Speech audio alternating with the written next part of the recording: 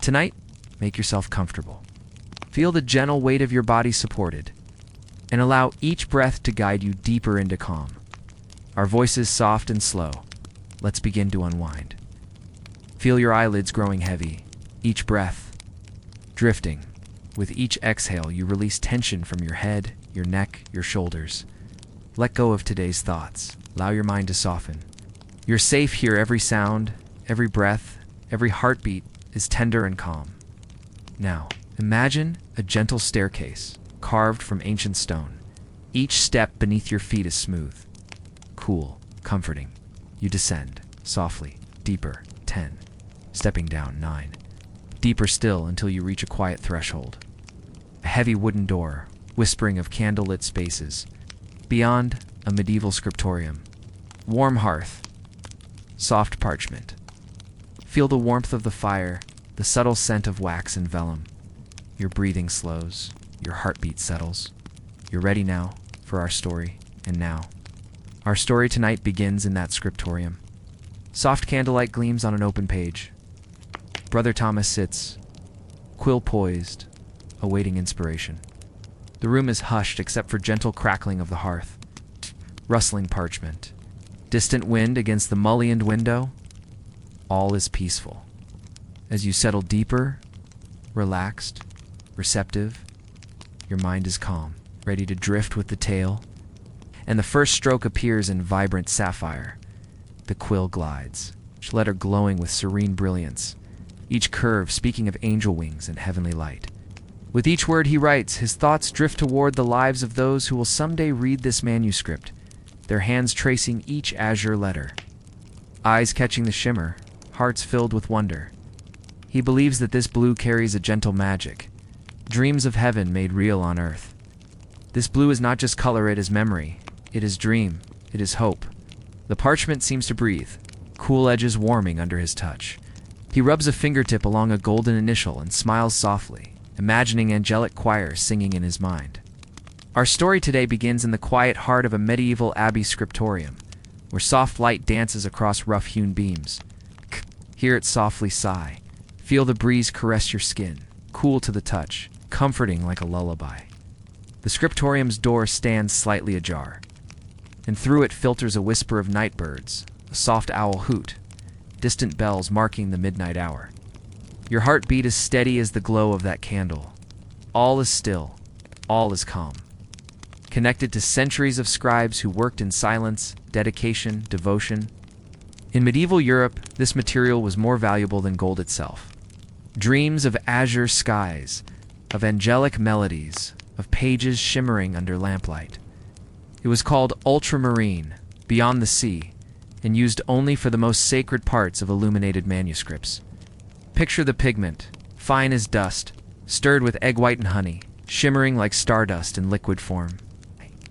Your mind quiet. The other monks have gone to rest. The only living flame is a humble beeswax candle, its wick flickering and bending, casting a halo of gold across the stone walls. Feel the warmth as it reaches you softly. Imagine its glow gently illuminating the inkwell and open vellum before him. Imagine the pigment drying, the parchment exhaling old earth scents. Brother Thomas, a gentle soul, has stayed late after the final vespers. In that inkwell lies something recrushed lapis lazuli, pigment from deep blue gemstone mined thousands of miles away in distant Afghanistan. Brother Thomas lifts his quill, breathes in the hushed air. He whispers a quiet prayer of devotion and creativity. He touches the quill to parchment. Outside, a gentle breeze rustles through ivy upon the stone walls. Brother Thomas works in unhurried rhythm. As he pauses, he hears the gentle crackling of the hearth, wood-glowing embers, releasing warmth that fills the small room. And you lie in your bed, listening. Your own breath, as soft as his. Your eyelids float downward. Heavy, relaxed. You feel tied to this moment. Brother Thomas dips his quill again. The blue flows like a river of calm. He writes a single sentence. May this page carry peace to every soul who reads it. His words are simple, gentle, yet filled with depth, intention, warmth. Imagine the quill gliding, the sound so soft, A yawn escapes him. So quietly, so naturally. He sets down his quill, closes his eyes. The candle burns lower, its flame bending one final time, and settles into a small glow. Brother Thomas drifts into dreams, and you drift now, drifting deeper into your own dreams. Feel your body sink further into comfort, your breathing soft. Let the vision of that scriptorium, that candle, that single glowing page, carry you into peacefulness, to rest, and to dream. The candle burns lower now, its wax melting slowly in soft golden tears. Outside the scriptorium, the wind hums through ivy-covered archways. It does not hurry. It merely lingers. Look, you can hear its breath against the stained glass window, soft round tones like lullabies. In his dreams, Brother Thomas walks through a garden, of the monastery's herb garden in spring. Not just any garden, but a memory. The lavender there is blooming, sweet and violet. The thyme, damp with dew. And somewhere, beneath a patch of sage, a nightingale hums a song only the monks believe in. He walks slowly, his sandals brushing over soft moss, over old roots and pebbles warmed by the day's sun. He carries a book, not yet written, blank, waiting.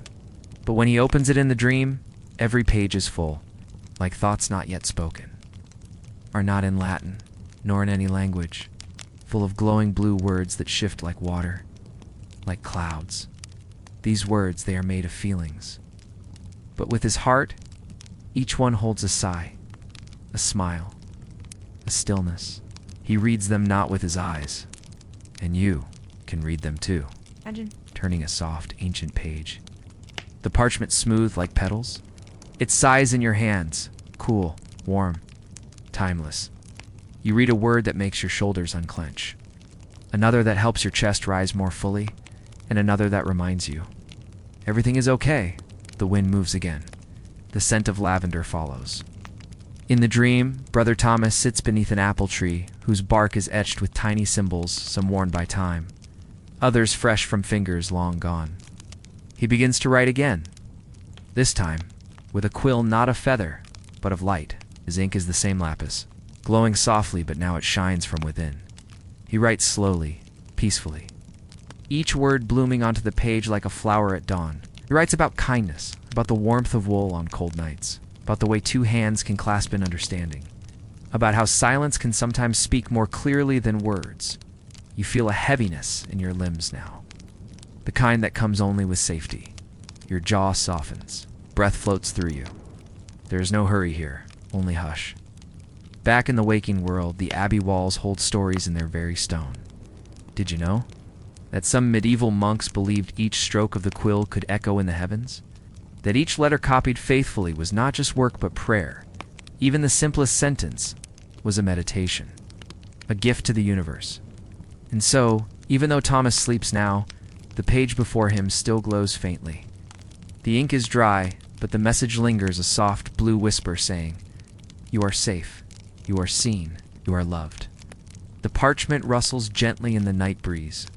It flutters like a lullaby between worlds, between waking and dreaming, between now and long, long ago. Your feet tucked beneath you. Close your eyes for a moment, if they aren't already closed. Breathe in the scent of vellum and candle wax. Feel the hush of stone walls embracing you. You are there in that warm chamber, wrapped in woolen robes. Your fingers resting on the edge of the page, tracing letters older than time. Now, outside the abbey, a single star peeks through the clouds. High above, a constellation begins to shimmer, the same stars the monks once charted, believing they formed divine messages in the sky. Some believe the Virgin's cloak was the Milky Way. Others thought dreams were woven there, then whispered down at midnight. Tonight, one of those dreams has found you. It nestles beside you like a soft blanket.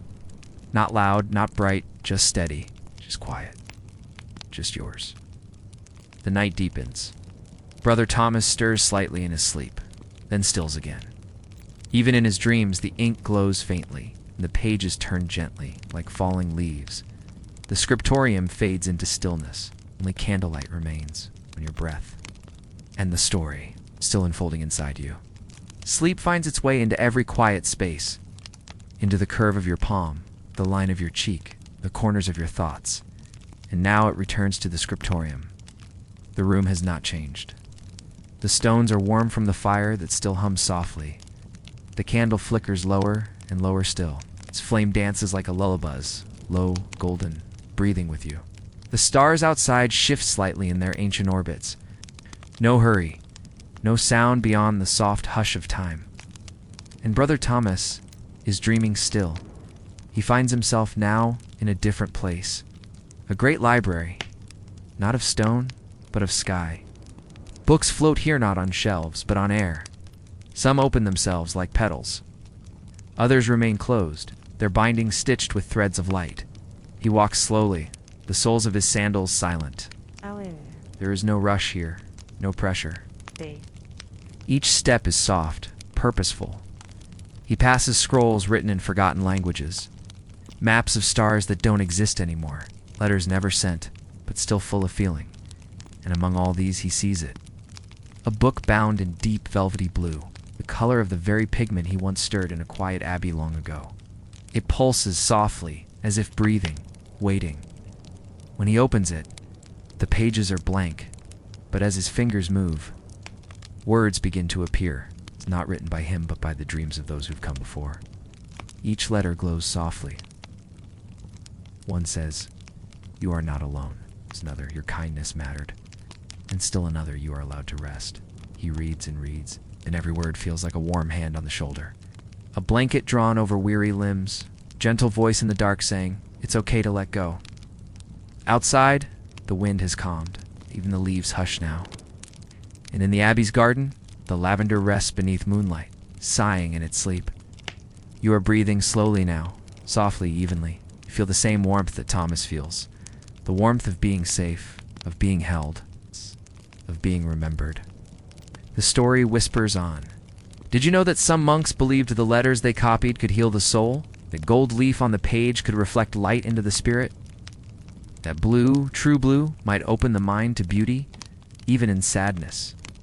And so, Thomas continues to write, whether in his dream or in memory.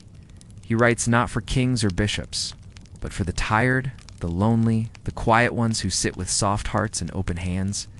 He writes for you. Now the candle has almost gone. The last of its wax pools at the base, warm and glistening. Its light is dim, but enough. Just enough to see the final lines. Thomas writes, "If you are reading this, rest. The world can wait. You are already enough." Then he smiles gently, like a leaf settling on still water. He closes the book, and with it, the dream. The stars blink softly, the fire sighs, and the story slows. You two are floating now. You two are part of the story. Let your breath stay slow. Let your limbs feel heavy. Let your thoughts blur softly, like ink in water. You've come this far, and now you may sleep. The candle has gone out, but the glow remains. Not from flame, but from memory. You see, in the still hours after midnight, the abbey breathes differently. Its stone walls exhale warmth. Its beams groan gently with age, as though even the building is dreaming too. In the darkened scriptorium, all is quiet. The air is thick with old parchment, melted wax, and something more delicate. A sweetness, like the scent of ink that remembers. Brother Thomas stirs in his sleep. He lies curled near the hearth, wrapped in wool, the last embers still whispering gentle heat against the floor. In his hand, the dream book rests, its cover now faintly warm, its pages soft as linen. But now, something shifts. Through the window's arched frame, a breeze returns. It curls around the quiet room, lifting the edges of forgotten scrolls, brushing across a page. And when it touches the inkwell, the one that once held ultramarine does not find pigment. It finds stars. Tiny points of light shimmer in the blackened basin, like a reflection of the sky. You see them, don't you?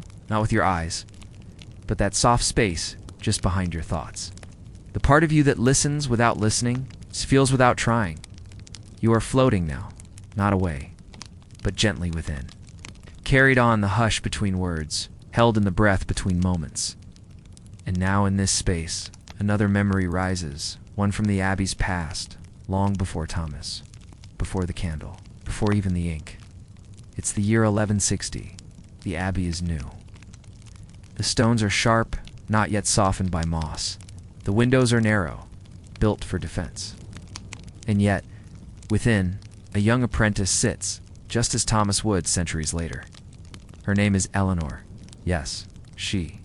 Though it was rare, some women, especially within noble families or hidden in cloisters, were taught to read, to copy, to dream with ink. Eleanor was one. She worked by lamplight, dipping her quill not in blue, but in walnut ink-rich brown, almost black. And she believed with all her heart that words could carry warmth across lifetimes. She wrote stories not meant for kings, but for the soul. Tales of quiet love, of rivers that remembered, of lullabies sung to the moon. And one evening, she sat by the fire, she added a final line to her manuscript. To the one who finds these words, know that peace is a real place, and it remembers you. Then she closed the book, and centuries passed. Now, in the present, Thomas dreams of her, of Eleanor, ink-stained and gentle, walking the very same corridor he does now. Two scribes, across time, bound not by history, but by kindness, by care, by the soft belief that stories can hold us, even when nothing else can. And you feel this too. It's in your breath. It's in the warmth pooling beneath your blanket. It's in the way your body has begun to dissolve into stillness. The Abbey, long silent, speaks again, not aloud, but in feeling. You are part of something older than time, older than ink, or part of a story that was never lost. Only waiting. The stars outside continue to turn. Their light, though faint, reaches even the deepest stone corners. Perhaps one touches the page Thomas left open. Perhaps one finds its way to you. And now in the hush of this moment, you feel the softest shift, like turning a page in a dream. You are safe, you are whole, you are enough. Let the darkness cradle you now. Let the hush fold over you like woolen cloth. Let the story keep telling itself in your heart. There is no more to do, no more to carry, only to rest. It is the hour before dawn now. The Abbey sleeps in near silence. Only the faintest creak of timber, the slow crackle of cooling embers, and the breath of someone very close to sleep. Your body knows this softness now. It's remembering how to rest, like a feather drifting downward. No fear, no weight, just surrender. Inside the scriptorium, all is quiet. The pages Thomas once held are closed now, their ink resting peacefully between parchment layers. But the words do not sleep. Words never truly sleep. They live gently in the still air. They hum through the walls. They nestle into the grain of the wooden desk, into the folds of Thomas's robe, and into you. In your mind, the Abbey door opens again, in sound but in feeling. You find yourself back in that long corridor, stone beneath your feet, smooth and cold. Windows of stained glass casting faded rose and cobalt onto the flagstones. No rush, just the quiet of centuries breathing beside you. You pass a small alcove where once a monk kept bees in carved hives of woven straw. Did you know? Medieval monasteries often kept bees, not just for honey, but for wax so they could make clean, steady-burning candles for prayer and writing. The wax was precious. Every flicker of light, blessing. You pause beside a candle that still burns, faint and golden. Scent is faint sweet, earthy, with a trace of lavender. Left there, perhaps by the wind, or an old prayer folded into the wick. The corridor ends in a small room, no more than a closet. Inside, shelves lined with books. But not just books, little doors of memory. You lift one. It feels warm to the touch. You open it, and inside is not a story, but a moment. A girl with ink-stained hands, Eleanor laughing quietly as her cat bats at a spilled quill. A monk kneeling before his page, not in fear, but in orating the name of someone he missed. A scribe placing a tiny pressed violet between the pages of a prayer book, whispering for her. These are not stories, they are pieces of heart, written not to impress, but to remember. Now in this timeless quiet, a question settles beside you, not loud, not urgent, just there. What would you write if no one had to see it but the stars? What soft truth might live in your ink if your hand could rest gently, without judgment, without fear? Breathe with that. Let it wrap around you. Let it become part of your rest. And as you close the memory book, you notice something on the last page. Symbol, faintly drawn in blue. It's a circle. No beginning, no end. With a single star in the center. Above it, 3 words. You are held. The wind shifts outside. The sky a deep velvet. Not yet morning, but not fully night. A time the monks once called the hour of angels. Between sleep and waking. Between worlds. In the scriptorium, Thomas does not stir. His breath is even. His hands rest softly near his heart. And beside him, in a quiet pool of starlight, the book begins to hum again so softly, it can only be heard in the space between heartbeats. The book does not close, nor does the story, because now you are part of it. Your breath, your stillness, your presence. You are the continuation. You're the ink, the reader, the scribe, and you are loved.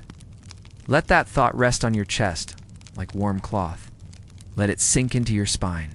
Let your eyes close more fully, more softly. Let your thoughts blur at the edges like watercolors. There is nothing left to do now. Story continues, even in silence, even in sleep, especially in sleep. You've nearly reached complete rest. The sky outside the abbey has changed. The stars, once bright, begin to fade, not sharply, not all at once, but like embers cooling in the vast hearth of the heavens. Inside the scriptorium, a single thread of light appears. Not sunlight, not yet, but the softest promise of it, like a warm breath pressed gently against the cold edges of the earth. Brother Thomas, still curled in his robes, shifts slightly, not awake, not asleep, hovering gently in that in-between place where dreams are closest to truth, where the veil between heart and world is tissue-thin and glowing. He sees. Not the abbey, but a great sea. Yes, a sea of ink, vast, deep, its waves slow and shining like silk unrolling across stone. He walks its shores, each footstep echoing softly, as if even sound has bowed to silence here. And in the tide bottles bob, gently each one, holding a note, a word, a name, a memory. You and I drift closer, gently observing. One bottle holds the name of a child who once dreamed of stars. Another holds the word forgive, written in careful, shaky Latin. Still another, just a small, painted violet, pressed flat, but still vibrant.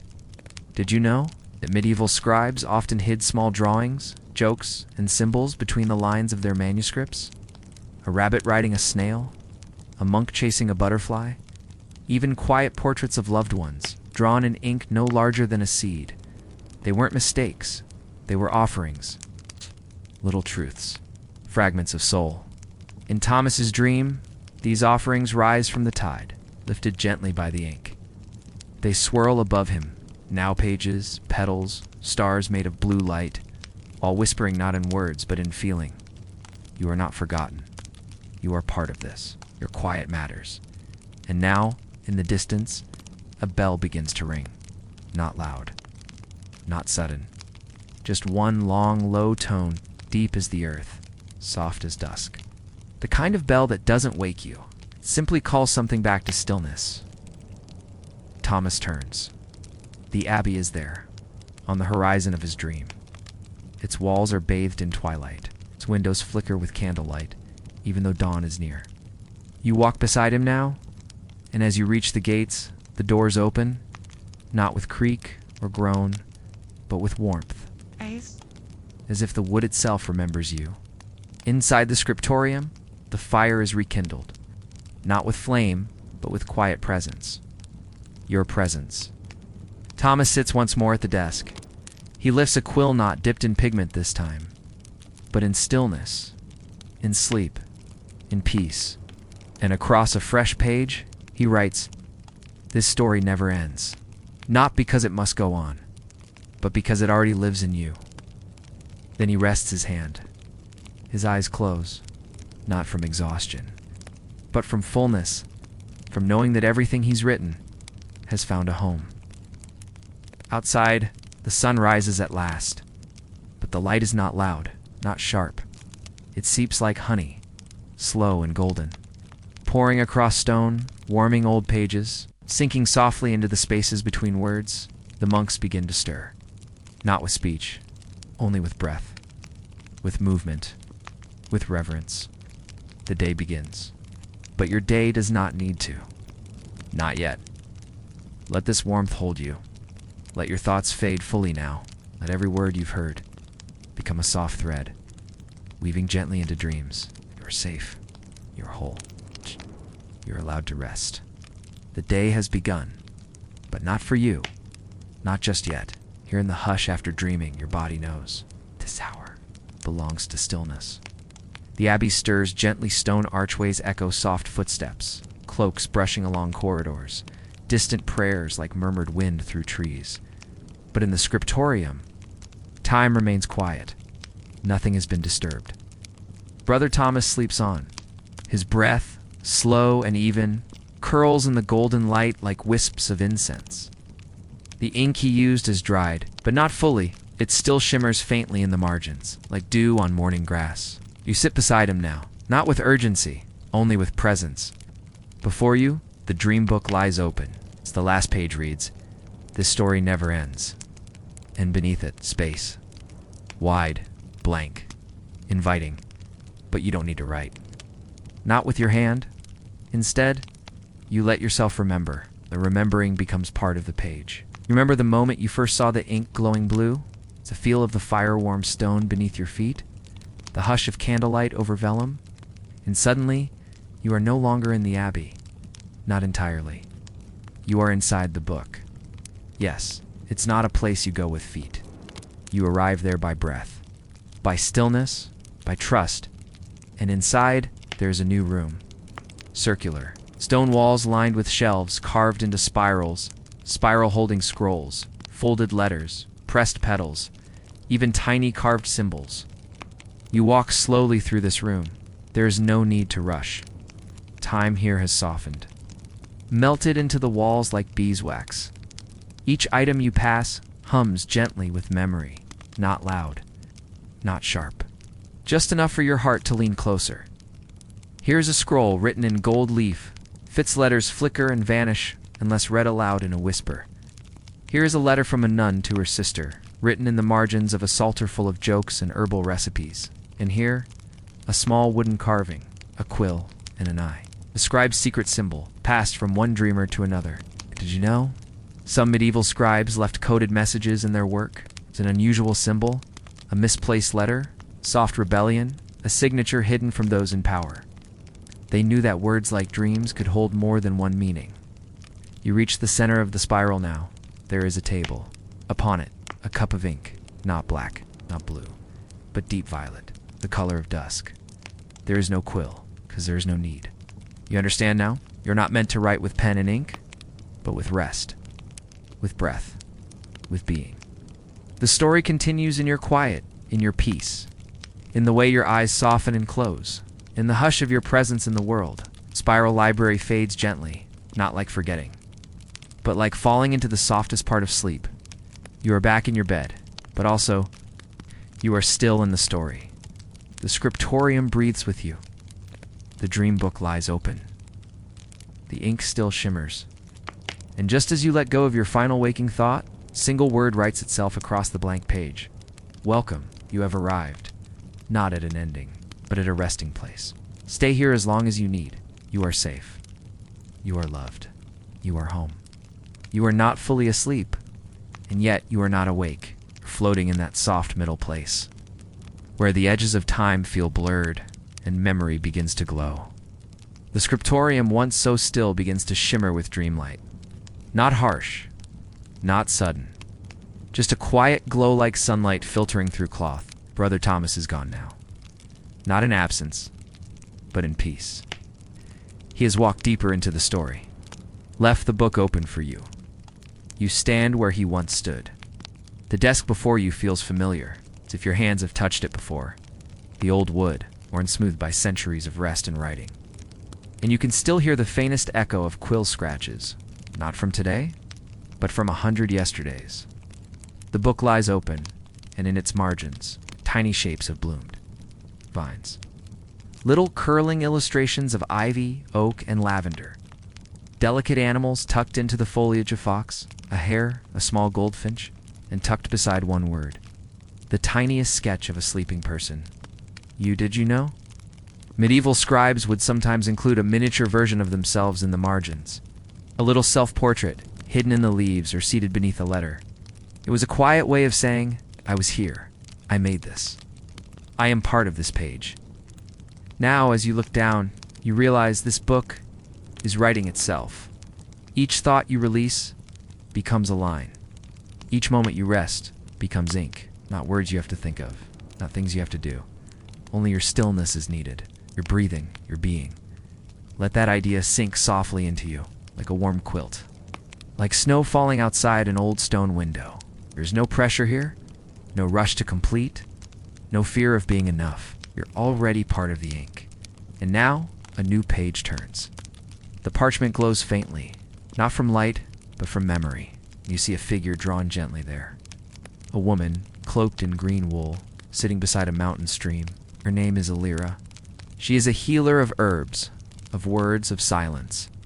She carries a pouch of dried calendula, rosemary, and marigold flowers medieval people believed could ward off bad dreams. And tonight, not for a king, not for a church, but for someone she loves. She dips her quill in violet ink and writes the softest blessing. May your heart be wrapped in quiet. Her words, written centuries ago, now drift across the page into your dream. They wrap around your chest. Warm, featherlight. You close your eyes. Somewhere the abbey bell rings once, soft, low, a sound that ripples through stone, through time, through thought. And you smile because you understand now. The story isn't about monks or ink, not really. It's about the way silence can hold us, the way stillness can be sacred, the way dreams remember us. Your breathing slows. Your limbs are so soft now, heavy with comfort, light with knowing. You are resting in a story that loves you, and it will still be here tomorrow. Tonight, the abbey sleeps, its great doors closed, its candles low, its stones holding warmth from yesterday's sun. Somewhere deep within, the dream book rests, still open. Pages gently breathing in the hush of midnight. You are near it again, but something feels different. Not in a troubling way. In the way that moonlight shifts when clouds move. Quiet, natural, mysterious. The ink glows fainter now, as if it is listening, not speaking. And then you notice. There's a second book, smaller, hidden beneath the folds of Brother Thomas's old wool cloak. When you lift it, it hums softly in your hands, like a sleeping cat, or a lullaby you almost remember. Its cover is leather-worn but warm. On it, a single pressed leaf, an oak leaf, aged to gold. You open the book, find not ink, but thread. Yes, the pages are stitched. Tiny embroidered words woven in soft silken letters. And you realize this is a dream someone stitched long ago. Did you know that in medieval convents, some women embroidered stories into cloth because they weren't allowed to scribe them in ink? They stitched psalms into hems, wove poems into altar cloths, threaded secrets into pillowcases, to guard the dreams of those they loved. This book is one of those. Each page tells a story in thread. A young woman tending a hidden garden beneath a ruined chapel. It's a knight who laid down his sword to become a beekeeper.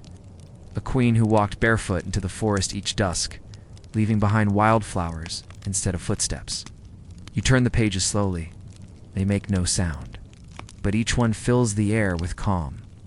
And now, at the very center, you see a blank page. Needle rests there, threaded, waiting. You do not need to sew. The book already knows what your heart carries. The thread begins to move. Not with your hand, but with your presence. It sews the softest lines. This dream is yours now. And below it, there is strength and stillness. You breathe, and the page glows faintly, then settles, like snowfall, like sleep. You close the little thread book and place it back beneath the cloak, carefully, lovingly, because it has told you something true. Not every story is written. Some are sewn, some are sung, some are simply felt. You sit once more by the dreaming book. The scriptorium is warm, The air smells faintly of wax and lavender, and as your eyes grow heavier, you hear a sound, soft, steady, a heartbeat, not just your own. The heartbeat of the Abbey, of time, of the story itself. It whispers, you are safe. You are loved. You are held. Let yourself go now. Let the thread weave around your breath. Let the ink settle gently into your dreams. You do not walk anymore. You float. Not in the sky. No, but in the space between words, between dreams. Scriptorium is gone now. Or maybe it has folded itself into your memory, like parchment rolled tight. Tied with a ribbon of thought. Now you are in a forest, but not one of shadows. This is a twilight wood, where every tree is a candle. Every breeze smells faintly of clove and moss. You pass beneath soft branches. They don't rustle, they breathe, and above you, woven gently between the limbs, are pages, thousands, fluttering gently like moth wings. A library of leaves. Did you know that some medieval books were written on real leaves? Thin slices of birch bark, carefully inked with sacred songs. And in some places, messages were tied to trees, carried by wind, left for spirits, or for no one at all. This forest remembers that. Each leaf is a line, each branch a sentence. And as you pass through, the stories turn to watch you, not with eyes, but with knowing. You pause at a clearing. In the center, a pool, still silent. Silver. You kneel beside it. Your reflection is calm. But it is not alone. Beside your face, in the water. Another, Brother Thomas. His eyes kind, his robe gently swaying as if underwater. He does not speak aloud, but you hear him. In the hush of the trees, in the echo of your own breath, says, you have carried the story well. It has grown brighter in your stillness. You do not need to reply. The pool begins to ripple gently, not from wind, but from time.